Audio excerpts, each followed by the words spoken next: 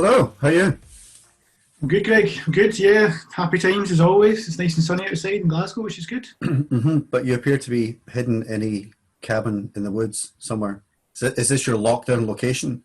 This is my lockdown location. It feels a bit Breaking Bad. The very last scene where he disappears into the.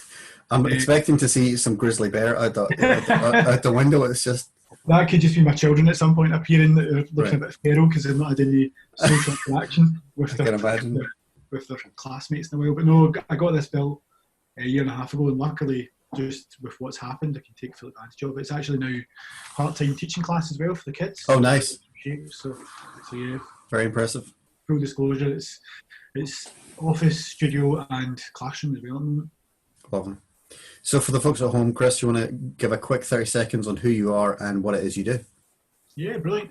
So my name's Chris. I own a business called The Baker's Dozen. It specialises in brand strategy and design.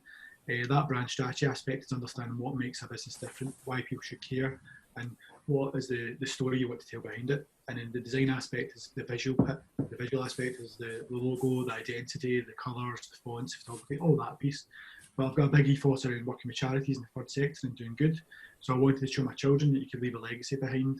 So when you move on from this life, you can always have something quite positive and something strong like yourself you know a lot about to leave something. We're just lovely people. I mean, I think that's really what we're saying here. Well, that's it. I mean, even before this whole pandemic kicked off, there was my kind of business ethos was to do good in the world, and then since then people have kind of jumped on the bandwagon and actually started to try and showcase they're doing good when some brands actually aren't. It goes back to like even when you think of Veganuary in January, all these businesses then jump on it and try and commercialise it. Like, And then you just kind of like, really? It's just yeah, it's like Burger King doing their version of their Whopper, but it wasn't a vegan Whopper. It was fried in the same grill. So there's just you've got to be careful for what you put out there in your yeah, values. yeah.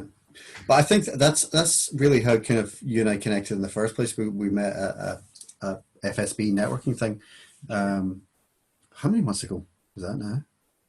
Is that this year? End of last year? With the pandemic, I'm starting to lose kind of concept of time slightly. So it might have been this year. It could have been 10 years ago. I don't know, but I'm sure it might have been January. Distinctly possible. But I think the thing is it's the reason we really kind of connected was that shared values thing as well, and actually giving a shit about people and people who are authentic and telling a true brand story rather than just kind of ticking the boxes and doing something that they think is expedient or useful. And I think both of us are drawn to that. Yeah. Well, yeah, I mean, gone are the days when back in, even if you could take the 40s, for example, so if a business set up its own business and started creating its own brand values and putting it in motion, if you wanted to get in contact, you'd have to look up the Yellow Pages, maybe if that was about still, and actually figure out their address, write a letter to them, send it off, and you'd hope that it'd go to probably the CEO or somebody of that level that would get back to you. And then eventually it drip fed back to you, and it might just be thank you for your interest in the Disney company or something like that. But now with the technology we've got, we can go right to the decision makers either through LinkedIn or social media, ask questions that prompt people quickly, and they've got to react. The quicker they react and the more authentic they are, the more you believe in that business as well. The businesses that are a bit more let the side down. I mean, you look at what's happened with GD Witherspoon over this period during the pandemic. And how I thought we might mention them at some point. Yeah, I mean, to be honest, it's an interesting one. I mean, they're trying to revolutionise the drink industry with their app at the bar. You can order your own beers at the bar, or you can just sit down at your table. But the concept of how they treat their staff, how their public image is being tarnished, that will come back to haunt them when the bars and clubs open up again. Well, I hope so, at least. I mean, it's not that I'm an advocate for drinking or bars or anything like that, but I think you've got to treat people how you like to be treated. Yeah. I mean, it's quite an interesting one because we do get a lot of keyboard warriors, hate that expression, but it's so true, and people say, I'm never going to go back there again. And they say that, but then when it comes down to it, they kind of like, yeah, I was pissed off at them at the time, but, it's just around the corner. And, I always go here, Yeah, it's such an interesting world we're living in just now, how brands are getting reflected. So my wife's a nurse and she works as an NHS nurse. And one of the hospitals she's in just now, there's an airline company, and because they're not flying just now, I found this bizarre, but I've read the stories and I found it fantastic that the pilots are now in these kind of areas where the kind of medical people who are actually facing the front line can go to, and they're dressed in their pilot's uniforms and they're all giving out sandwiches and having coffee and cake with them. They're all trying to break down barrier of, because we're not out there, we can actually be alongside you and be at the front line and try to do something different. So there's an element where those kind of brands are trying to go the extra mile. Whether or not those people want to be there is a different story. So you've got to be careful in what you're promoting at this point in time and going forward. And marketing's going to probably change dramatically going forward. I mean, the idea we can just pick up where we left off and continue is going to be a bit. Yeah, I mean, I think one of the things that I'm sure we've actually spoken about it before as well as through this whole thing is people who are marketing being tone deaf to the situation or just selling. Certainly, people are kind of adjusted more to the idea of, okay, we do actually have to make money, and kind of just starting to come back around to being a bit more accepting of selling. But certainly there was a lot of resistance to people doing anything online that was saying, I'm still open for business. There's people aggressively against them. Well, that's it. I mean, again, it goes back to, you've got to understand why your business was created, the purpose of it and the values. So if you've got clear brand values that say you're going to be authentic, you're going to be ethical, whatever else, then you stay to those values as well. So, I mean, just slightly off topic, a good example is a Mercedes car. Mercedes, for example, wanted to bring out a smaller car that could actually challenge the industry.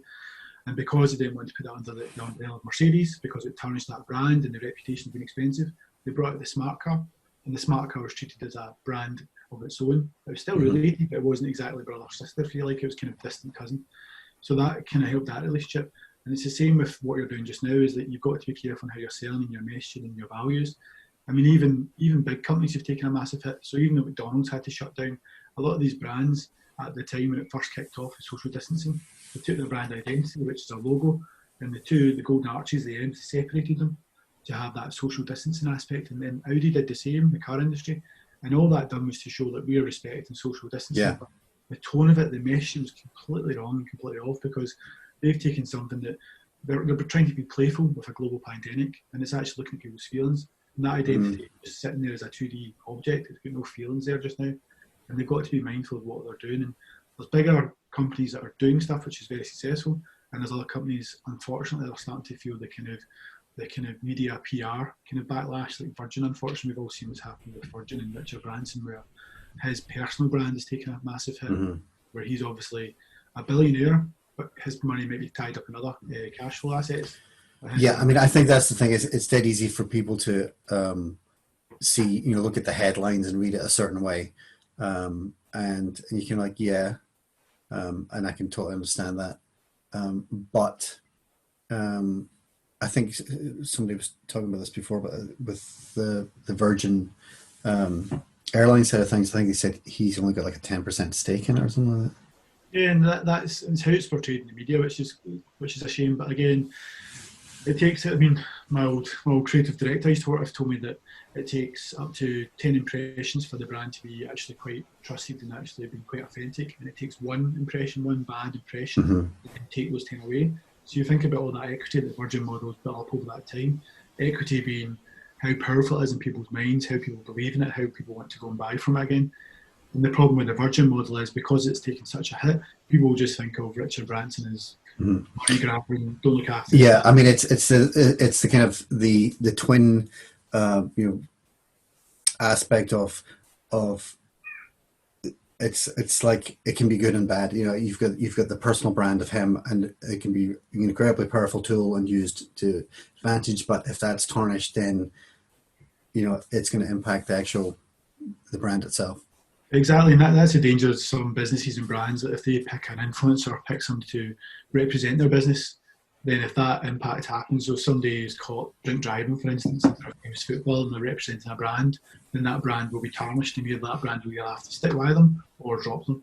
And that's the danger of that piece. So especially if you're building your business around your own personal brand, like you are, Greg. I mean, you're a very lovely, funny, kind of confident chap as well, and that comes across in your brand. So you keep going. so your brand values match your business, which is right. But you've got to be careful at some point if you want to build up your brand to then be able to come sell it at some point. People will believe. So Richard Branson model, at some point, he's had to try to take a step back slightly. He's the face of it, but he's had the likes of Usain Bolt being the face of it as well. So trying to get other aspects of the business there, so then he can slowly step away from it, so that his personal brand that people believe in he'll start to see a different side of that business, so that when he comes to sell off Virgin eventually, then people will understand that it isn't just Richard Branson. That's a key part of it. Yeah, I mean, I think that's obviously it's one of these things. As soon as you say Virgin, you do think Richard Branson, but I do think that it's such a strong brand in terms of there is that identity and the values and the independent streak of the way it operates, and you do get that sense when you think of, oh, this is going to be a Virgin company, and there's so many different ways that they spread the brand, but there is that general feeling that you get whenever you hear that it's a Virgin product. Yeah. And I guess that's the flip side of what business has been doing quite bad during this pandemic. There's obviously fantastic businesses out there, and you don't have to go to a global scale. Even a distillery I've worked with before, they shut down all operations and then started doing hand gel, and that became the kind of norm for a lot of people. And that, bizarrely enough, my wife works in the hospital, so at the entrance is the distillery hand gel available for anyone coming into the hospital. And she says it smells like whiskey, hand gel. But, nice. But it does the trick, to be honest. It does work. And again, that's an example of what they're doing. I've heard of printers who've kind of shut down their operations, but they're creating PPE, they're creating everything they can do. So there's smaller, more kind of independent companies coming together. And there's even community aspects around your own business. So there's smaller industries where there's local choice. There's shops that are offering local deliveries to people who need to be social distancing and everything else. And these values either haven't been instilled in them, but it's maybe their own personal values that are coming out, their own beliefs around treating people right as well. And that's you can see a lot coming well out of this pandemic as well. People are starting to come together, and people are starting to look beyond the horizon of the kind of worrying aspect of what's coming next. People are starting to think, oh, well, there's now phases coming into play. So what can we do? How can we start to move on and actually start to build a brand that we're all proud of and people can follow as well? Has there been any brand in particular that you think has handled this really, really well, and in terms of brand development and taking things further and being able to grow? Well, to be honest, there's so many big examples, but what I like to focus on is probably the more local ones that people know of. So I'd probably say the supermarkets. So even though the supermarkets, to be fair, every supermarket chain has been out for itself. So even when I watched Question Time, I watched the chap from Iceland who's a managing director, I can't remember his name just now. He was on it and he was talking about there's enough food, and this is when the pandemic was really happening. There's enough food, there's enough toilet roll, there's this and this. What we need to do is work together. We need a bit more guidance off the government. And what they pulled together, and they put out a letter of a statement to say there's enough food, we're going to be taking all these measures, and they work together on that piece to actually say we're going to actually put measures in place. We're going to stagger our opening times depending on when people need it as well. We're going to open it for the vulnerable, so they can come in first thing in the morning. For the NHS staff as well, or the key workers, we're going to open it for that as well. They changed their way of working completely. Then they introduced the safe distancing. They introduced how many people go in at one time as well. Hand sanitising stations. They put up the screens for the staff. So I think for a business or a brand or that kind of commercial aspect to work together when they've always been competitors, show that during that pandemic they've all come together.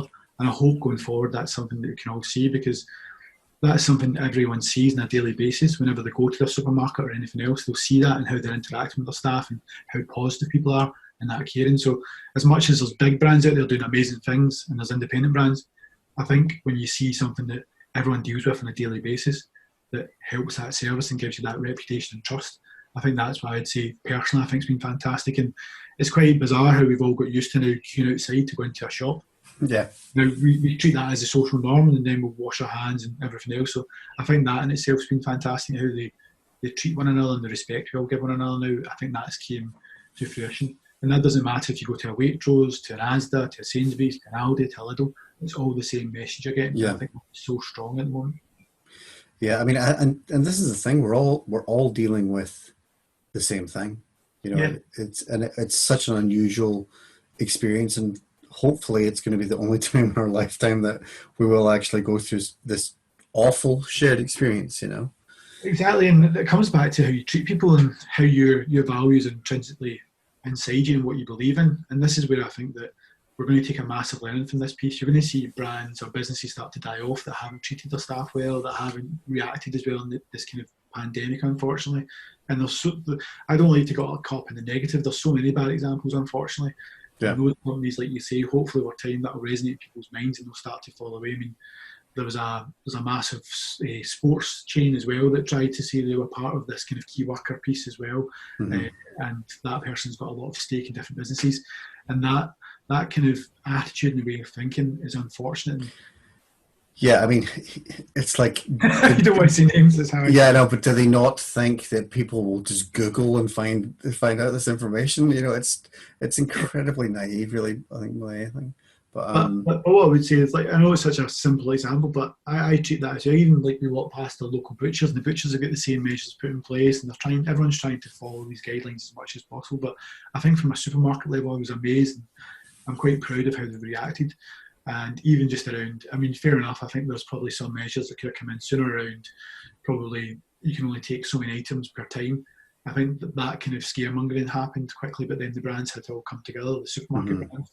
So I think they coming together has shown us that there is hope for the future, and I think there's ways that we can work together better.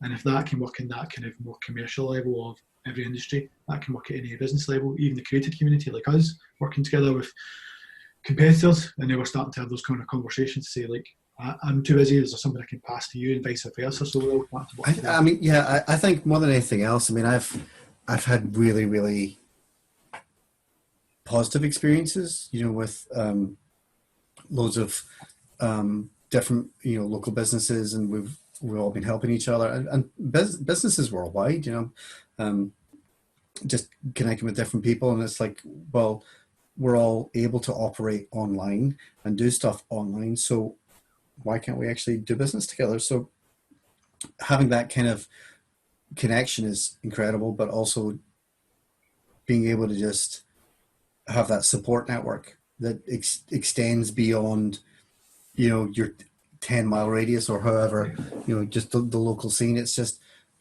you know, we are united by this whole thing, and it's not like you're going to talk to somebody on the other side of the planet and they don't know what you're talking about, and they're not going to be able to relate to it. They've got their own story to tell as well, but it's all with the same theme. Yeah, and it's an interesting one, going back to your piece around selling as well. So when this kicked off, everyone was so afraid of selling, and it's a kind of classic idea. If you go into a car showroom, I don't know how that's going to work in the future as well, but if you go into a car showroom and somebody approaches you, it's a classic salesman. I'll give you this, what do you want? I'll give you this, this and this and this. And automatically they're just assuming what you want and selling to you straight away. Yeah. That's going to turn you off completely. Whereas a person has a conversation with you and says, okay, or so what do you do? And you explain, yeah, I do this and this. I've got a family, I've got 2 young kids, we like to go away travelling. And already that person in their mind starting to paint that picture around what you like and what you don't like. I don't like fast cars, I like reliable cars. So they're automatically starting to change those brands. So instead of them selling to you, they're listening to you, and they're starting to connect with you at that emotional level. So before you've actually probably left that conversation, they've got a rich picture of what they could offer you. And they can say, well, okay, if you like a family car, we've got this kind of saloon here that's got these kind of roof elements. It's not that fast, it's low in mileage. We've got this kind of family car as well. It's bigger and better. You can probably put a bed in it. All this kind of random stuff they can offer you. And what they're looking at is they're understanding your pain points, what you require, and the benefits, and they'll give you that. And that's what good businesses do, and that's what good brands do. And that's what they do. They sell on emotion. They sell on what you need instead of what you actually want.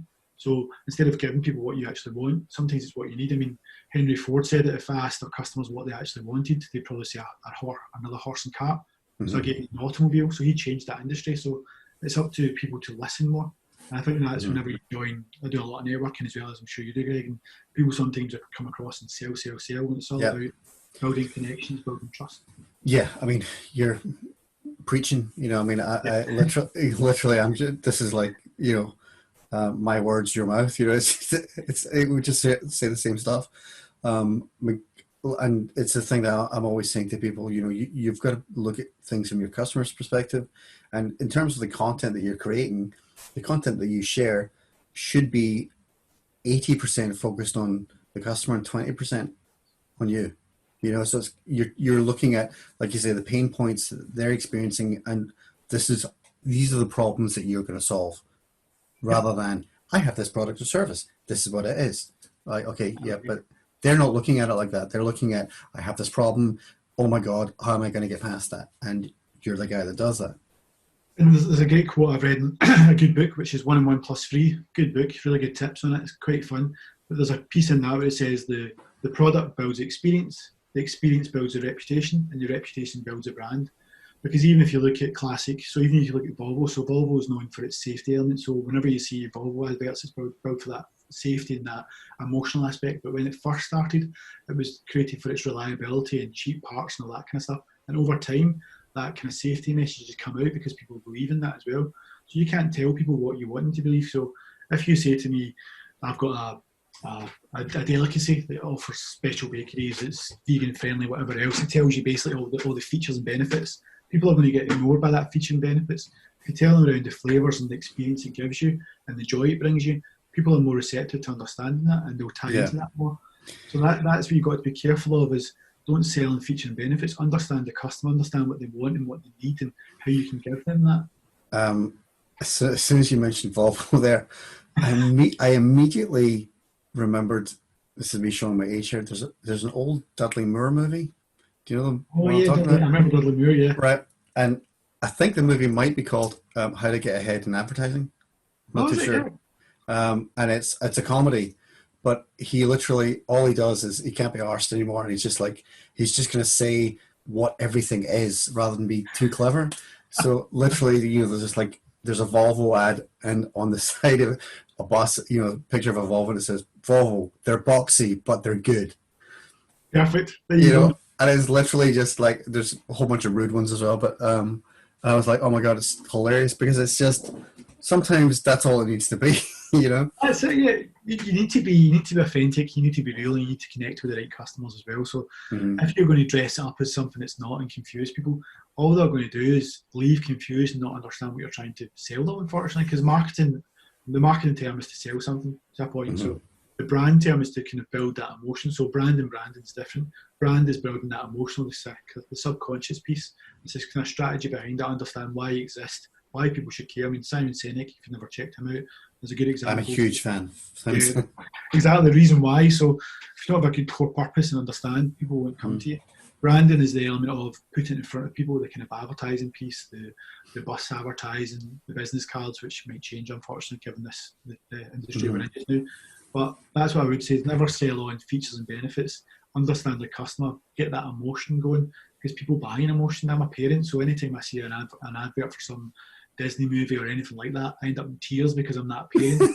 They got me in that arc, the classic arc. They build you up, then crashing and build you back. So, but see, this is the thing. It's somebody, and I talk to business about this all the time. It's just like people see themselves in brands. So if they see their life and who they are in what it is that you're selling, then that's how you're creating that emotional connection with them. If they can't see themselves, the disconnect happens whenever there's something that's just so a million miles away from who they are and what their life is with this brand and them, so you're like, well, how does that relate to me? Well, that's it, and that's the hard part as well. So I mean, I try to change the way we look at stuff. So there's lots of businesses out there who work in brand strategy and design, or even designers out there that will just say, I'll give you a logo, an identity, which is just like a 2D piece, which is a name and like a wee icon, and then that's your brand. That's just one aspect of your brand. The brand is the overall picture. It's how it makes you feel. It's what your values are and what's your personality, your brand. So your personality is how you act, sound and behave. So are you energetic? Are you shy? Are you considerate? And this is all the kind of key aspects of what your brand should be, and it needs to be consistent across every channel so that that consistency builds up trust. That's why Coke are so successful. So over time, Coke have done that. They've resonated that enjoying life aspect. There's so many parts of Coke which you could talk around. The shape of the bottle, and the reason why it was made is because when people used to put their hand into the ice cooler, they wanted that exact shape so that people would identify it straight away and pull it out in the middle of the night. So there's loads of stuff there, but it's that consistency, and that's why brands are so important. So it's never just a logo. It's everything. You need to consider who's your customer and everything else. People talk about how Coke has 15 teaspoons of sugar in a glass of Coke and all of this, right? But I don't care. I don't. There's times that I really upset my brother. My brother was visiting me over from Canada a few months ago, and before all this happened, and we're in a restaurant, and I am not a diva at all. I know you'd be amazingly surprised. I don't believe that at all. No, but I will say if it's something that I want, then I'll be like And I was making a joke, and my brother was just like, imagine the polar opposite of my personality. That's like my big brother. He's just kind of like not me. And we were in this restaurant, and I said, you know, they were just taking a drink, sort of. And I'm like, what would you like? I said, do you have anything that's not a Pepsi Max, not a Diet Coke? I want Coke. I want sugar. Give me sugar. And my brother was like, "What? You sound like such an asshole." I'm kind of like, I keep asking for like, can I have a Coke, please? And they give me a Diet Coke, or they give me a Pepsi Max. I'm like, that's not what I asked for. It's a completely different thing. And I'm so disappointed when I want that sugar, you know. And I know it's like I should be drinking water and healthy. Yeah, Oh, bugger that. you got to enjoy what you enjoy, and that's what people believe in. So that over time you become associated with something. So you enjoy Coke because you enjoy it. And actually, Coke's a good example there. So even you think around the sugar tax that came in Mm-hmm. so the sugar tax was looked at as a problem. So all these businesses had to reinvent the recipe and try and adjust the recipe and fix it. So in Scotland, you've got Brew, Yeah. Pepsi Max, anything else. All these companies had to reinvest and understand how to fix it. Coke just were very ballsy and just said, you know what, we're Coke. We've been original since this date and we're still the same no matter what. We're never going to change our recipe. So it's going to be more expensive, but when you pay that premium, you're going to get that premium sugar rush experience you love and enjoy. Love it. I will pay. I will keep paying until they drag me off the earth. That's it, yeah. You pay, and that's the key part around building your business with the right strategy in mind from a brand point of view to the identity. Because if you do that all right over consistency, people will keep buying from you, and then you'll pay that premium as well. That's why Apple are so trusted and expected in the Apple world. Maybe not the kind of PC programmer world, because Apple products, to be fair, when you look at what Steve Jobs does, he took the best parts of everything and meshed them together and made that experience better. Yeah. And that's why he was so amazing at what he did. But when you break it down and you talk to programmers and developers, they'll say, well, in fact, it's not open source, it's not this, it's not that, but the experience is good. Yeah. And that's why we pay treble, if not more. Exactly, for an inferior product, effectively. You know. Exactly. And that's the power of what a brand can do. And I try not to use Coke too much, but even if you want to look at good brands, so Dove is a good brand as well. So my daughter's 7, and I'm trying to explain to her beauty doesn't have to be these big billboards. You see these kind of Photoshop models and all this kind of stuff. And Dove's kind of purpose is to building self-esteem. Beauty's from the inside. It's building self-esteem. Yeah. It's showing that inner beauty, and they had that classic billboard where it was this wrinkly lady on a billboard and said wrinkled or beautiful, and you had to tick a box, and that kind of gives you an idea of the industry we're in. But they're about achieving that real beauty from the inside. So I think that brand's core purpose needs to be strong, and it needs to resonate with everyone, just like Coke did. So I love Coke's kind of aggressive attitude in that way. Like, we're Coke, we're going to be the same. If you want, the other products will bring out Coke Zero, will bring out this and that, but it stays true to that one. And the thing is, it speaks to authenticity, and I think that's just the thing that's just true. You know, with everything, people resonate with that. Whether people go, oh, I'm not gonna buy that product because of that, you still know what their stance is. You still know who they are and what they stand for. And you'll find that just now with a lot of businesses during the pandemic, they'll look at stuff and they either decide to pivot their business to look at what other opportunities they can do, or they'll do something that probably has revolutionised their industry as well, that can change it completely.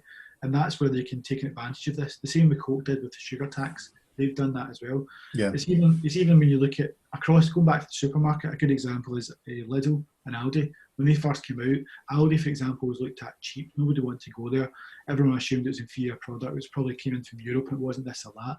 And Aldi created that lovely advertising around, we love this brand, which is going to be cost you £4, but we also love this brand, which is Aldi sausages, Aldi Coke, whatever else. Yeah. A quarter the price.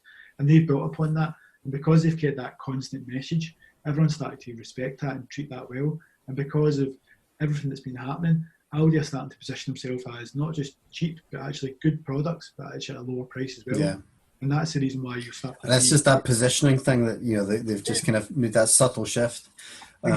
Exactly. You see, there's Tesco have done it recently. Tesco say Aldi do this and we do this. So you can see they're trying to mimic it, copy it. But you know what's really, really interesting? I remember when I was 18, I did work experience in an ad agency.